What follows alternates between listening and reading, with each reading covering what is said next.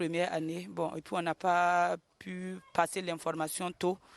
Ça fait que, bon, et les parents sont venus, on n'était pas sûrs, mais en fin de compte, on a tenu bon d'ouvrir quand même. Même satisfaction du côté du corps enseignant. Les enseignants se félicitent du niveau atteint par les élèves et de leur progression, fruit d'un travail collectif mené tout au long de l'année. Vraiment, aujourd'hui, c'est notre clôture à l'école Al-Kilma ici, présent. Donc, vraiment, j'ai la joie. C'est une immense joie. Vraiment, vu les statistiques scolaires. Voilà, donc la joie aussi pour l'accompagnement des parents. Voilà, au niveau des résultats, on a vu que vraiment il y a eu une évaluation. L'objectif qu'on s'est fixé dès le début de l'année a été atteint. Donc on a eu un 100% pour les premiers trimestres, un 91,66% pour le deuxième trimestre et un 100% pour le troisième trimestre.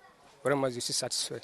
Cette cérémonie de clôture vient ainsi refermer une année riche en apprentissage et en succès, tout en donnant rendez-vous aux élèves pour une nouvelle rentrée avec l'ambition de poursuivre cette dynamique d'excellence.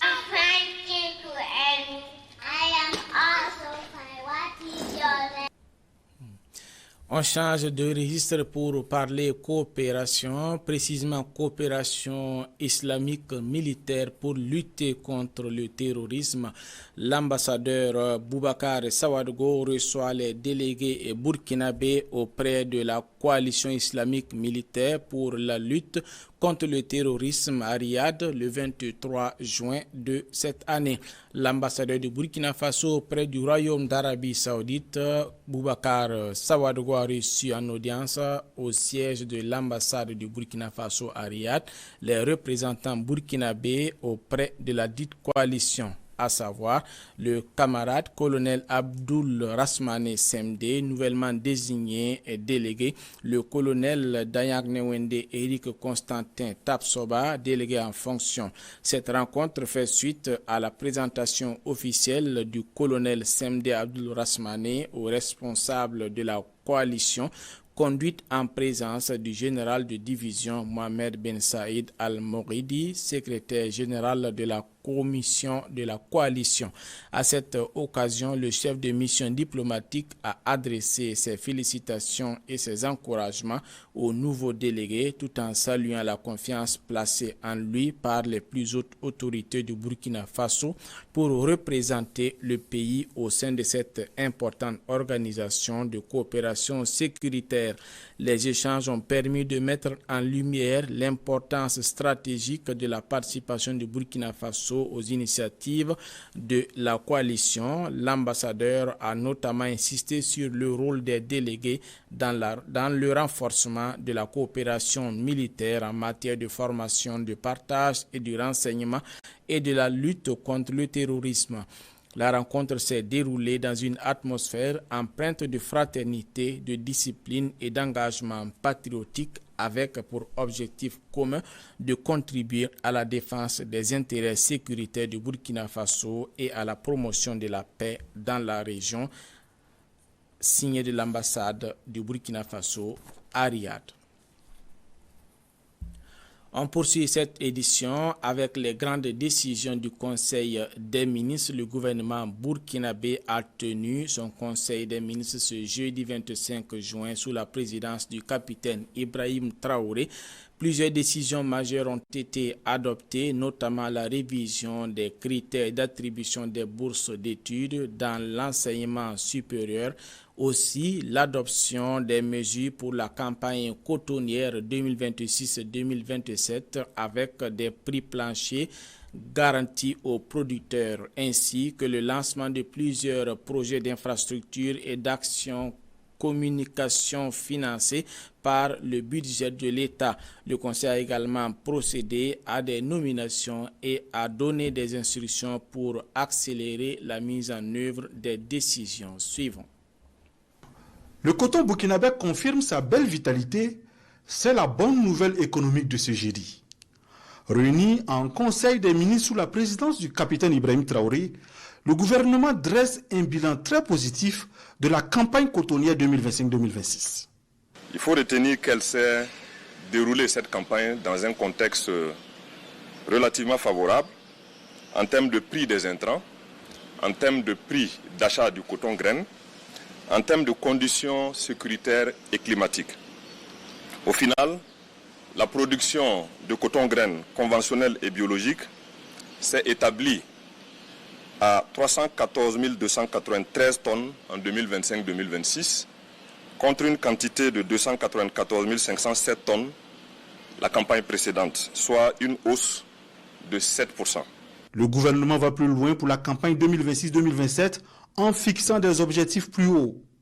Pour y arriver, le prix du sac d'engrais de 50 kg est bloqué à 17 500 francs CFA à crédit grâce à une subvention de 15,8 milliards de francs CFA. Une subvention qui sera entièrement payée par les sociétés cotonnières sans impacter le budget de l'État.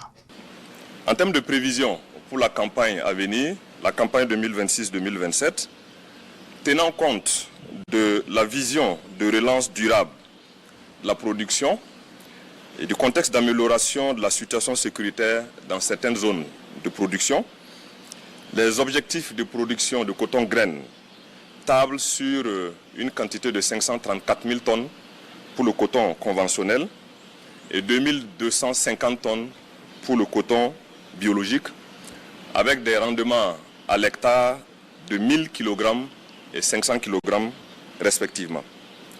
Pour ce qui concerne le prix d'achat aux producteurs, tenant compte du contexte d'incertitude permanente, de l'évolution du cours mondial de coton, qui impacte fortement les prix intérieurs, et dans l'objectif d'accompagner la relance durable de la production cotonnière et de préserver les revenus des producteurs de coton, et préserver la solvabilité et l'équilibre des sociétés cotonnières également, le prix d'achat plancher du coton graine de la campagne 2026-2027 a été fixé à 310 francs CFA le kilogramme pour le coton de premier choix. Quant au coton graine biologique, le prix arrêté est identique à celui de la campagne dernière, à savoir 375 francs CFA le kilogramme de coton. Le Conseil des ministres adopte également un décret portant régime des bourses d'études de l'enseignement supérieur et de la recherche. Le décret de 2021 est relu pour s'adapter à la vision de la révolution progressiste populaire. Et désormais, le premier critère sera donc réservé essentiellement aux filières prioritaires de formation.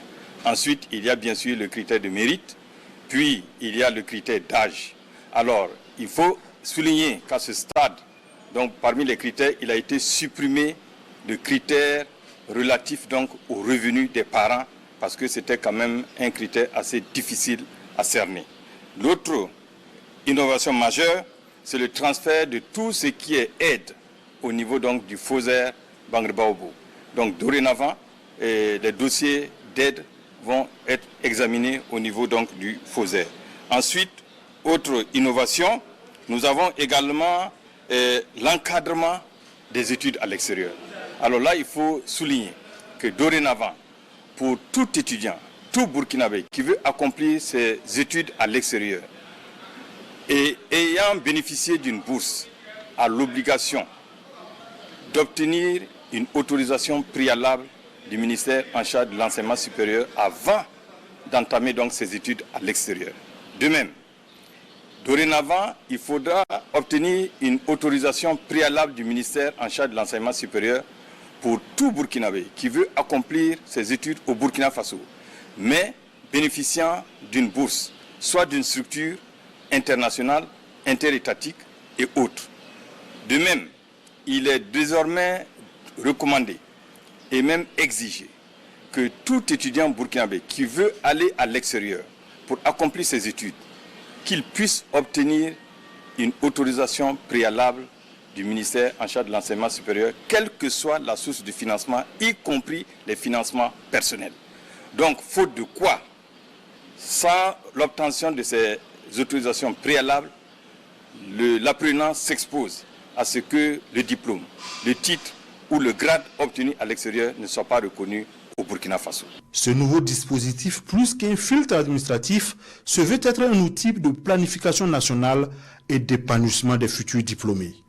L'objectif du gouvernement est limpide, mettre fin à la détresse de ces familles dont les enfants partis à l'étranger reviennent parfois dans la précarité Pour l'État, orienter les étudiants vers des filières prioritaires pour le pays et sécuriser leur parcours, c'est une façon de préparer activement leur retour. Actualité sous-régionale, la capitale burkinabé Ouagadougou accueille du 23 au 25 juin un atelier d'élaboration d'un document cadre stratégique en vue des futures consultations de l'AES, la Confédération des États du Sahel. L'ouverture de la rencontre a eu lieu dans la soirée de ce mardi 23 juin sous la présidence du secrétaire général du ministère des Affaires étrangères, l'ambassadeur uruguayen Herman Toé. La rencontre vise donc à doter la Confédération d'un document d'orientation dans les discussions avec la CEDEAO sur les questions d'intérêt commun telles que l'intégration régionale, la libre circulation des personnes et des biens, la coopération économique, la sécurité régionale. Les 3 délégations qui se composent d'experts, de diplomates, de hauts fonctionnaires feront donc des propositions en vue de définir une position commune sur les questions à grand enjeu. Du confrère du Faso Net. Toujours actualité sous-régionale, les ministres des Affaires étrangères renforcent leur coordination diplomatique dans l'AES réunis à Bamako le 20 juin. Les ministres des Affaires étrangères de la Confédération des États du Sahel ont réaffirmé leur engagement à renforcer l'action diplomatique commune des 3 États membres. Cette rencontre s'inscrit dans le cadre de la mise en œuvre de la feuille de route l'an 2 de l'AES, notamment son pilier consacré à la diplomatie présidé par le ministre burkinabé des Affaires étrangères, Karamoko Jean-Marie Traoré. La réunion a rassemblé son homologue malien Abdoulaye Diop ainsi que le ministre nigérien des Affaires étrangères Bakary Yahou Sangaré. Les travaux ont permis d'examiner les avancées enregistrées dans le domaine diplomatique et de définir de nouvelles orientations pour renforcer la présence et l'influence de la Confédération sur la scène internationale. Toujours du confrère du Fasonet. Parlons finance, la Banque islamique de développement, le ministre burkinabé de l'économie, Dr Aboubakar Nakanabo, élu président du Conseil des gouverneurs. Le Burkina Faso a enregistré une importante victoire diplomatique et économique avec l'élection du ministre de l'économie et des Finances Aboubakar Nakanabo à la présidence du Conseil des gouverneurs de la Banque islamique de développement pour un mandat d'1 an. Cette élection tenue à Bakou, en Azerbaïdjan, ce vendredi 19 juin, lors de la 51e édition des assemblées annuelles du groupe de la BID, place le Burkina Faso à la tête de l'instance suprême de gouvernance de la Banque islamique de développement, témoigne de la confiance accordée au pays au sein de l'institution. À ce poste, le docteur sera donc chargé de diriger les travaux du Conseil des gouverneurs, de renforcer la concertation entre les États membres et de promouvoir les initiatives de développement économique et social. Cette désignation renforce la visibilité du Burkina Faso sur la scène internationale et lui offre une opportunité accrue d'influencer les politiques de financement du développement de coopération économique et d'investissement au sein de la Banque islamique du développement, toujours du confrère cité issu du ministère. Et c'est là que se referme cette édition. Merci pour l'attention accordée. Puisse Allah déverser sa miséricorde sur tout le Burkina Faso. Wassalamu alaikum wa rahmatullahi wa barakatuhu.